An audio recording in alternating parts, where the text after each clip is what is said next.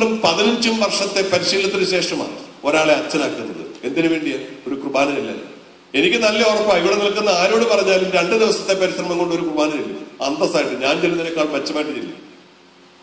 2 ദിവസത്തെ പഠനം പോലും വേണ്ട, ഒരു കുർബാനയില്ല. പക്ഷെ 11 വർഷത്തെ പരിശീലനത്തിന് ശേഷം ഒരാൾക്ക് പൗരോഹിത്യം കൊടുക്കും. എന്നിട്ട് 11 മണിക്കൂർ നേരത്തെ പരിശീലനം പോലുമില്ലാതെ നമ്മളൊക്കെ ദാമ്പത്യ ജീവിതത്തിലേക്ക് കയറുമ്പോൾ ഓർക്കണം, ഇത് അത്ര എളുപ്പമല്ല ഇത് മുമ്പോട്ട് കൊണ്ടുപോകും. നിതാന്തമായ പരിശ്രമവും പരിശീലനവും പഠനവും പ്രാർത്ഥനയും ഒരുക്കവും ആവശ്യമുള്ള ഒന്നാണ്.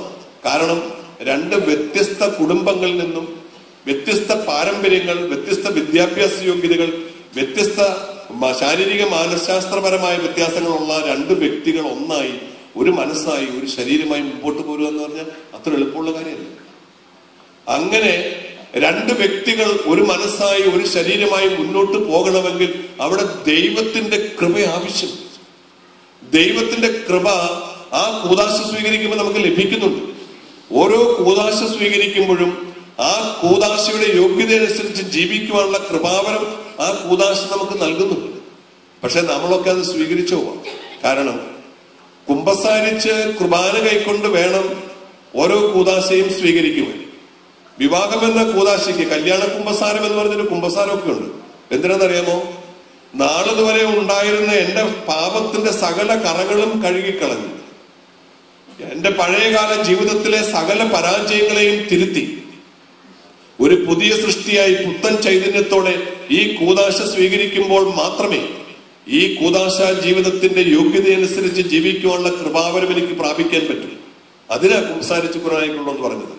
എന്നിട്ട് എന്നോടൊരു അധ്യാപകൻ പറഞ്ഞതാണ്, പിന്നീട് മാനസാന്തരം വന്ന കാലത്ത് പറഞ്ഞത്, അച്ഛൻ എന്നെ നിർബന്ധിച്ചു കുമ്പസാരിക്കണമെന്ന്. ഞാൻ കുമ്പസാരിച്ചൊന്നുമില്ലായിരുന്നു. അവൻ ആരെയും പറ്റിച്ചത്? ഞാൻ കുമ്പസാരിച്ചില്ലെന്നേ. ഞാൻ കുമ്പസാരിച്ചെന്ന് ചുമ്മാ പറഞ്ഞതാണ്.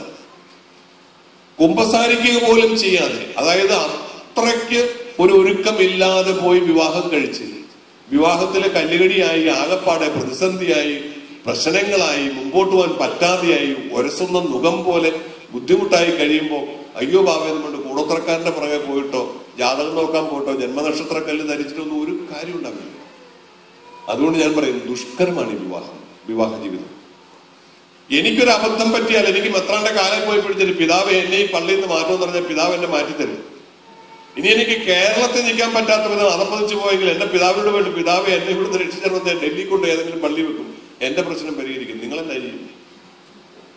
എങ്ങോട്ട് പോകും? ഈ പണ്ടാരത്തിലിട്ടച്ചിട്ട് പോകാൻ പറ്റത്തില്ല. അതുകൊണ്ട് ഇതുമായിട്ട് ഒത്തുപോകണം എന്നുള്ളത് നിങ്ങളുടെ വിധി. ഞാൻ പറയുന്നത് എന്താണെന്നറിയുമോ?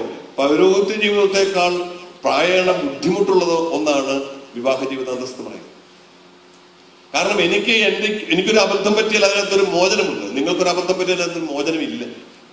അങ്ങനെയുള്ള അവസരത്തിൽ ഇത് സമാധാനപരമായി യേശു ആഗ്രഹിക്കുന്ന വിധത്തിൽ മുൻപോട്ട് കൊണ്ടുപോകണമെന്നുണ്ടെങ്കിൽ കർത്താവിന്റെ കൃപ ആവശ്യമാണ്.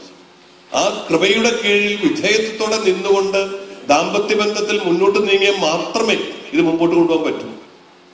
ഞാൻ ഇന്ന് ഇവിടെ നിൽക്കുന്ന ആളുകളോട് ചോദിക്കുക, ഭർത്താക്കന്മാരോട് ചോദിക്കുക, ഇന്ന് സഭ ഒരു അനുവാദം തരികയാണ്, നിങ്ങൾക്ക് ഇപ്പോഴുള്ള വിവാഹബന്ധം യാതൊരു കുഴപ്പവും കൂടാതെ ഉപേക്ഷിക്കാം, നാളെ വേണമെങ്കിൽ ഇഷ്ടമുള്ളവരെ കെട്ടാമെന്ന് പറഞ്ഞാൽ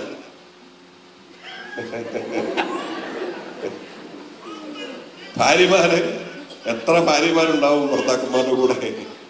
നമ്മളൊന്ന് ആലോചിച്ച് നോക്കണം.